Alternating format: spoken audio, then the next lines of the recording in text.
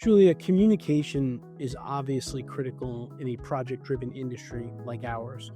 What advice do you have for leaders when it comes to communicating effectively, especially when you're working with people that have different personalities, different work styles, right? They're from different regions. Talk a little bit about how you handle that. Communication is so important in the work that we do in civil site engineering. You're dealing with people all the time. You're dealing with your employees, you're dealing with your clients, you're dealing with agencies. So you really have to know your audience and understand your audience, know who you're speaking to.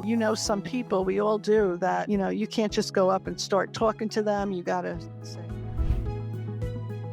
What does it take to be a leader as a technical professional who can not only lead a few people, but can lead a larger organization with multiple levels beneath you? In today's episode, I'm joined by Julia Algeo. Julia is a senior principal and regional manager for the Mid-Atlantic region for the civil site discipline at Colliers Engineering and Design. We're going to talk about some practical strategies that you can use to communicate effectively across teams of different types of communicators. We'll talk about staying organized as your team grows and how to continue to facilitate the right communication. And we'll also talk about prioritizing responsibilities when leaders are constantly balancing so many competing demands. Does that sound familiar to you? If you're an architect, engineer, or project leader looking to strengthen your leadership skills, manage your time more effectively, and improve the way you communicate with your team, this episode is going to give you some valuable insights that you can start applying right away. Now, before I jump in with Julia, I do want to let you know about AEC PM Connect, a series of in-person events that we've created at EMI for AEC project managers and the leaders who develop them. If you want to stay on top of PM trends, elevate your team, and deliver stronger project results, these full-day events are built for you. We're coming to New Jersey this June and Kansas City this October. Learn more and register at aecpmconnect.com. I'm your host, Anthony Pisano, and this is the AEC Leadership Podcast.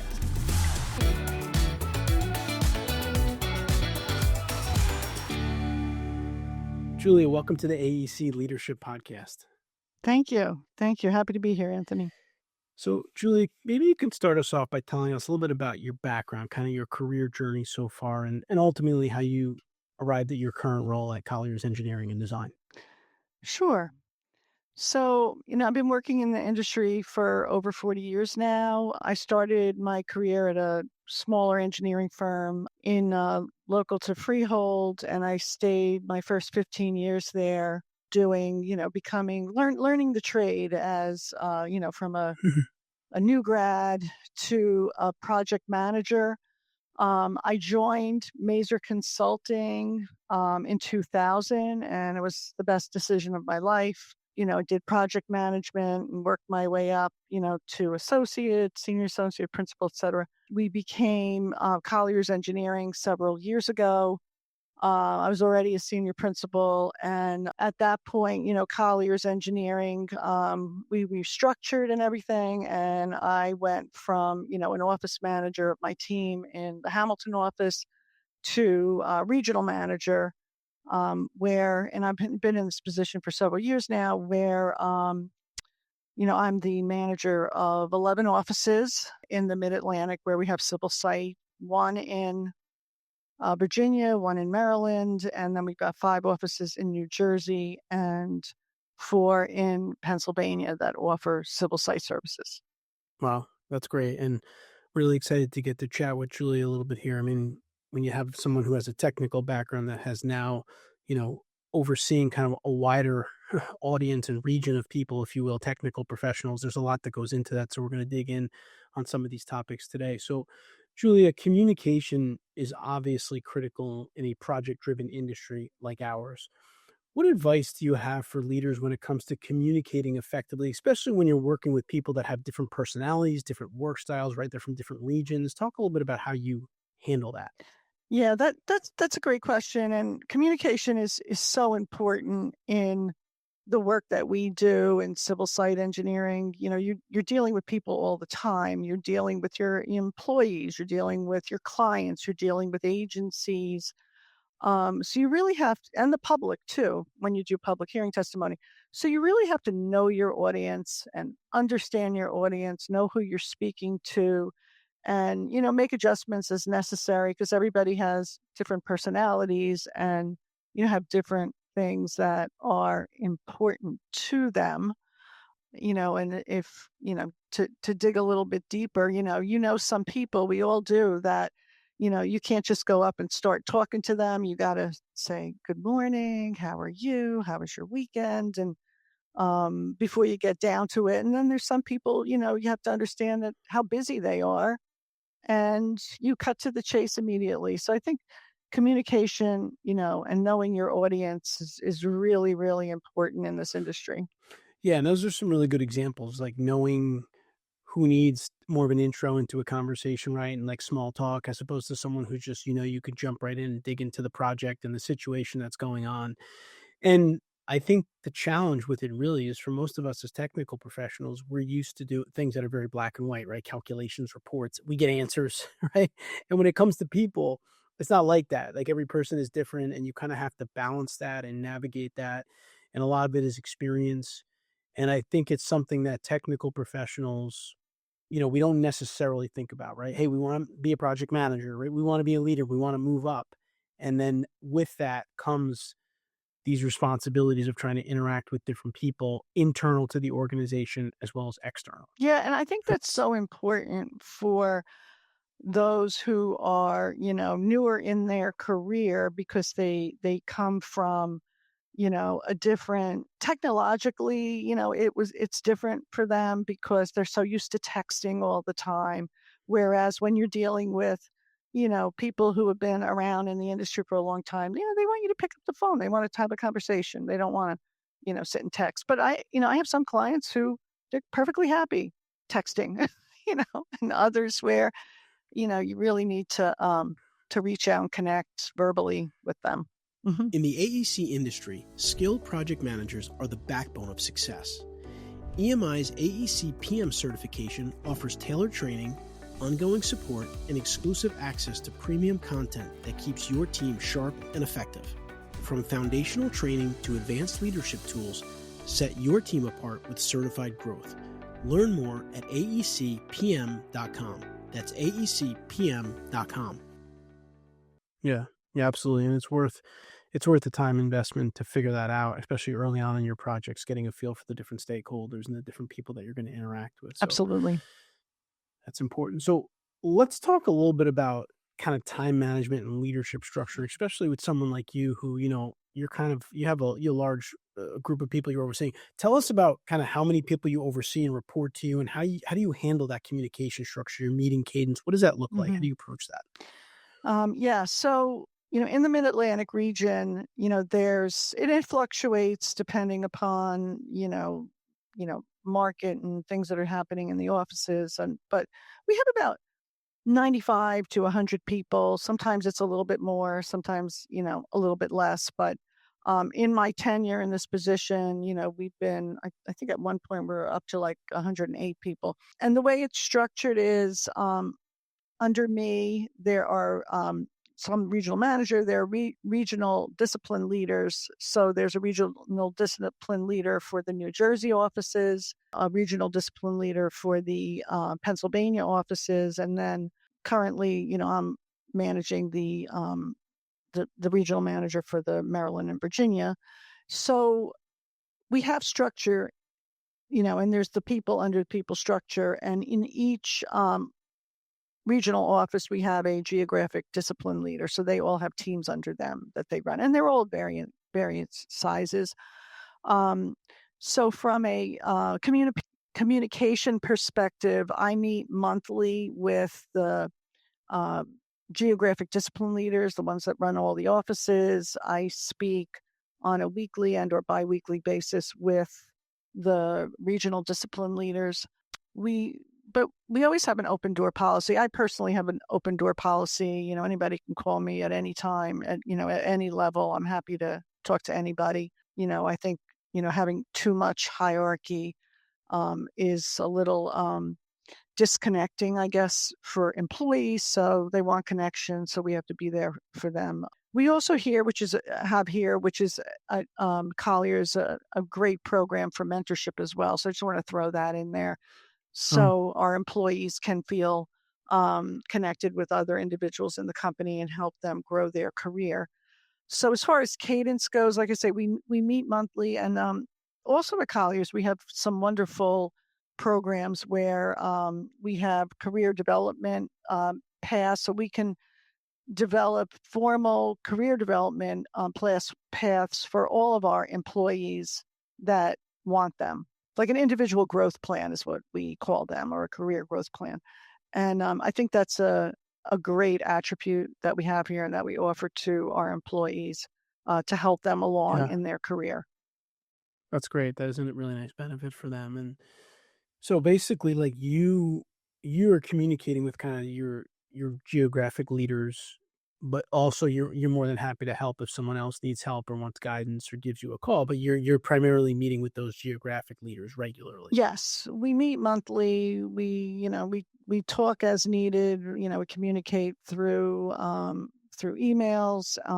And our division director has quarterly meetings where they invite all of the managers for our division, which is which is really great to connect people. And also, we have regional managers meetings once every other week. So we have good cadence of meetings, above and below my position.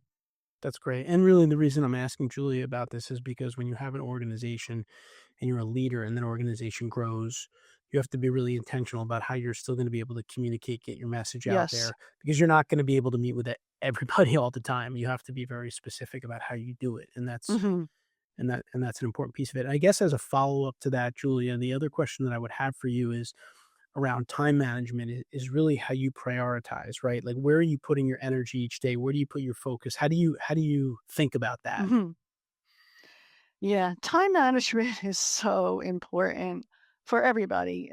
And I feel that, I'm constantly reprioritizing. I usually um set my priorities for the week. I like to use the weekends to not only unwind, but to plan for the following week. So I know what my goals are for the following week.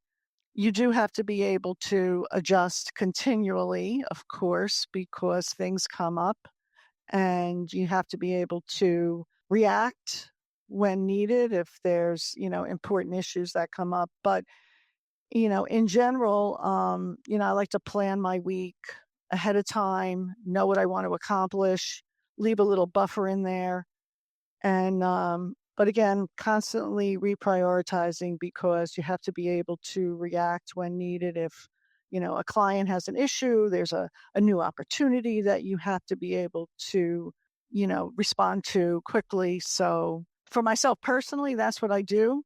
But then you have a team under you.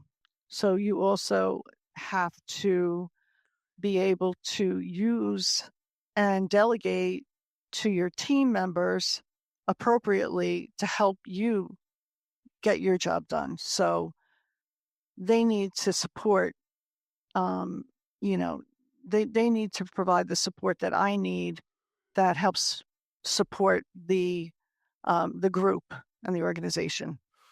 That's great. I really like that approach of having some big picture goals for the week that you know you want to accomplish so that I mean as a leader we're always getting pulled in a million different directions of course, but it's nice that you kind of have that to go back to and say regardless of what how many directions you get pulled in. I know that there were some very specific things I wanted to accomplish this week to kind of keep you on target, keep you on track.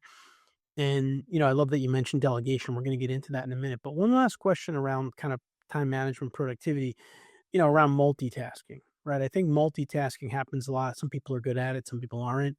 What is your take on it in terms of how it can be helpful or you have to be aware of it when it comes to multitasking?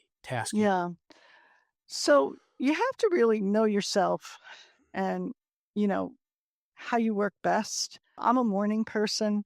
So, the things that require a lot of energy and, a certain type of concentration, I'm going to tackle those things in the morning. And then the afternoon, I'll leave some for some more rote activities that, will, don't take as much of my internal energy to tackle through. So I can get a lot done in the morning, Anthony. So you Yeah. really have to know your strengths and what how you work best. And that's Yeah. how I I would agree with tackle that. them. I have to say that, and and I think a lot of people, you struggle from, you're doing something more creative versus something more, intensely mathematical. To make that adjustment is, you got to change your headspace and how you're thinking. So you have to really understand, your capabilities and as it relates to, how you work best. Yeah, I would totally agree with that. I mean, I think everyone's different in this regard. And like you said, you got to be comfortable with what you are. And really, in our next topic, which we'll talk about delegation, you probably need to also understand some of your team members, right? And what their kind of capabilities are, how they operate. But I would say, going back to your comments about, the technical work, I think one of the challenges for today too is like we need to put ourselves in the best position to focus when we need to focus, right? If you're sitting at your desk doing a design plan or specs and the door's open and your phone's on your desk and there's just a lot of distractions, you're not really setting yourself up for success. I know for me, I know it's been a while since I did engineering work, but I used to like to go to a conference room with a set of plans and specs. If I had to do a review, I'd sit down, I'd close the door, and I try to focus. So I think part of that is, yes, knowing the time of days you work well, and I'm the same as you, earlier the better for me. But at the same time, also knowing your surroundings. And for those people that now work at home, right, Mhm. they work remotely, what kind of distractions does that bring to the table? And no, are you prepared to do the certain kind of work you have to do in those situations? So I think when it comes to time management, you absolutely need to know your own rhythm in terms of when you work best and the type of task you can do when during the day. But I also think you need to be very cognizant of the surroundings that you're in and the ability to stay focused. Oh, I agree. I agree completely. I mean, you can get messages on your phone all day, on your hand, on your wrist all day now too. So Yeah. No, you have to minimize distractions. Sometimes, you have to know when to close the door. I mean, we're in the office 5 days a week, so you have to know when to close the door yep. and shut down. And sometimes it's good just to block time out on your calendar as focus time. Um, so you could do that too if you know if the need is. I personally don't like a lot of background noise when I Yeah. really need to concentrate. So Yeah. Yeah, and I think it goes back to what you said earlier too. It's communication. You can communicate to your team like, "Hey, I've got a big proposal I'm working on. I'm going to need the morning to just focus on it." Right? We can catch up this afternoon, right? And being, again, going back to communication and setting expectations, which I think is very important all the time. So you said delegation, the D word earlier, mhm. which is a big one Yeah. for us as technical professionals.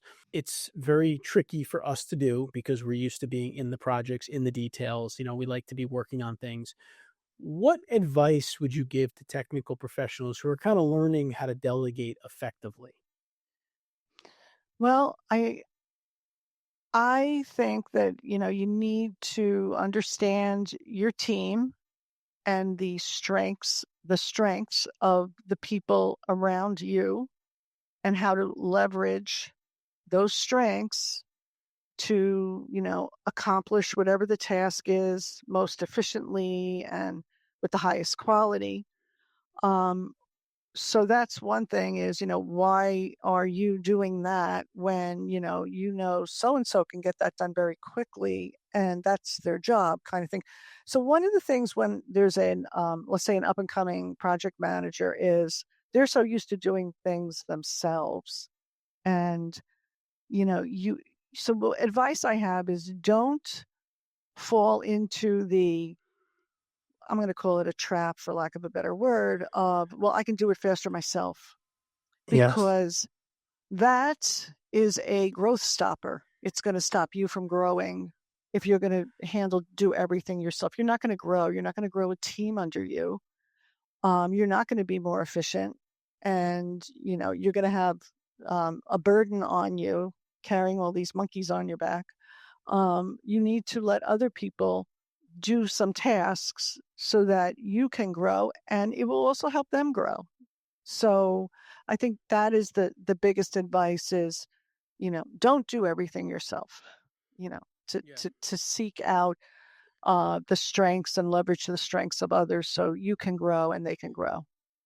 Yeah, and I think you really nailed it when you said it's quicker and easier to do it myself. I think that's the big trap, the big pitfall that I would say most technical professionals fall into because in the moment it truly is easier and quicker to do it yourself because you do know how to do it, but that's also a very short-term view because, what if you end up doing it 20, 30 times this month, right? It's not easier and quicker to do it 30 times Hmm. when you could teach it to someone else, right? So you have That's to make right. a trade-off, of course, on your time in the short term, but in the long term, it's going to help you. And I think one of the things that's been helpful for me in that regard is from time to time, I like to take a look at all the tasks that I'm doing on a regular basis. Some of them will be recurring, right? Like your daily, your weekly, your monthly type of things you do. And some of them are going to be those things that I'm doing just every so often when they happen. A client randomly calls, whatever the case may be. And I think when you look at all your tasks, you can kind of step back and say, wow, there's quite a few things on here that I could probably teach someone how to Hmm. do, right? Like run the monthly client meeting for this project. You know what? Julia's ready to do that. I think I should challenge her, take her through the process, and that's going to help her. And I think the other piece of it that I think is always something that we have blinders on and we don't think about is you said it well in that, like, you're kinda creating that stagnation in your career, right? You're gonna kinda hit a plateau if you're not giving it to other people, but at the same time, you're not developing your team, Exactly. Hmm. right? Because you're never giving them an opportunity to try something new outside of their comfort zone because you just keep doing it, Yeah. Hmm. and that's a problem. Because if you're gonna grow, your team needs to grow, you all need to kinda grow. Absolutely. And, it's a compliment to that person that you got to this position because you're so good at it. Well, now teach people to be good at that as well. And exactly what you said.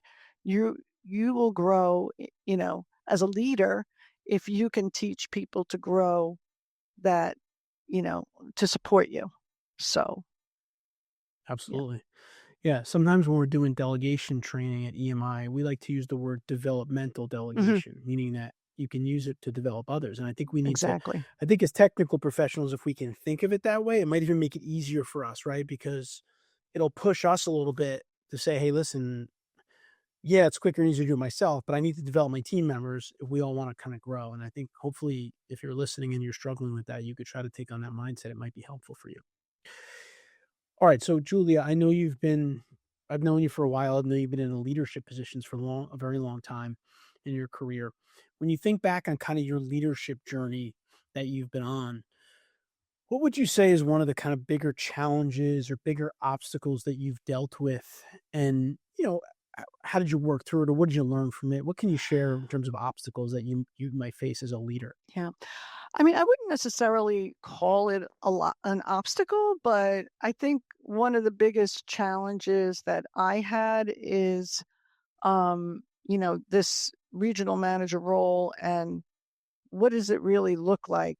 We at Colliers Engineering, we're a very growth oriented firm. It's things are changing all the time and changing in a positive, bigger way.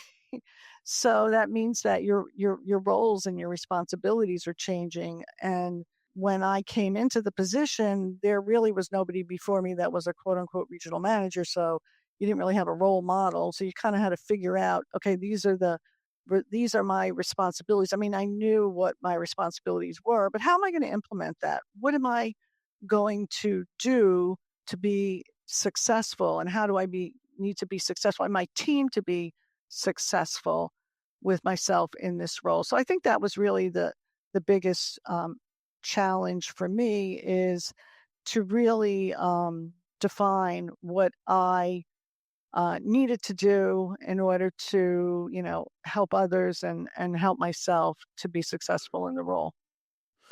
I think that's a really important point because and that could be something that is the responsibility of an individual or like their company or a combination, right? When someone gets promoted to a position or has a leadership position, part of it is, you would hope that the company would have some type of vision for that position that could be communicated to you. But sometimes there isn't, and your part of your job is to work through it with them and develop it over time, right? If it's a new position, let's say, or an expansion of some sort. Right, right. Now, of course, we do have defined responsibilities, but how do you implement that? How am I Right. going to personally Right. implement all that? So that was something that, yeah, was something that I had to overcome. So it was one of the biggest Yeah. challenges in this role. I think it's really good. A really good way for us to kind of think about some of the wrapping up on some of the things we talked about today is you have a responsibility. How do you achieve it? Right. You need to be clear on your own kind of mission as the leader of that team so that you can make sure that you fulfill it.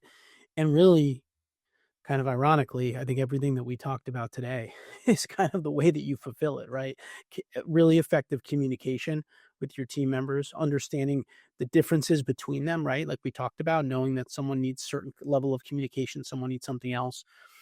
I think having a really good structure for how you do communicate, like we talked about with your meetings, the right meetings, meeting with the right Mhm. people. I think there's a balance, like we talked about, where you certainly want to be open if people have questions, but have time to drive the initiatives forward that you need to drive forward, Yes. right? Like you said, your big goals for the week, that's really important. And the delegation. I mean, if you have a really clear mission as a leader, which you should, you're not going to achieve it without delegating. I mean, that's almost a guarantee in any company because most AEC organizations that we're talking with, they're growing, they're Mhm. expanding, right? Yes. Which means your team is expanding, your responsibilities are expanding. So having a really clear mission on your role and how you're going to fulfill it is important, but you're really going to need to do a lot of the things that Julia talked about today to make that happen, regardless of what your mission is. And I would say, hopefully, as a takeaway for you from this episode, you can really think about how you're communicating on a person to person basis with people, right? How you are delegating effectively, right? And how you're able to balance your time between the mentoring, the guidance, and doing things. And I think really, Julia, and kind of one thing I took away from our conversation is you really need to know like the big things that you need to focus on as the leader, Mhm. right? And what you can give to others or should be giving to others. Yes. To me, Absolutely. that sounds like your weekly goal kind of process, Mhm. Yes. right? Those are your initiatives that you need to move forward. So, well, listen, it was a real pleasure to talk to Julia. She's been a leader in our industry for a long time. Once again, Julia Algeo, she's senior principal and regional manager for the Mid-Atlantic region for the civil site discipline at Colliers Engineering and Design. And Julia, thank you so much for spending some time with us on the AEC Leadership Podcast. Thank you so much, Anthony, for the opportunity. I hope you enjoyed my conversation with Julia. She is an awesome leader in our industry. She's been leading teams for years and years, and I think the information she shared with us today can be a game changer if you start to apply it right away. If you enjoyed this conversation, please subscribe to our channel here. We do put out videos like this on a weekly basis to help AEC professionals become better managers and leaders. I'll see you next week.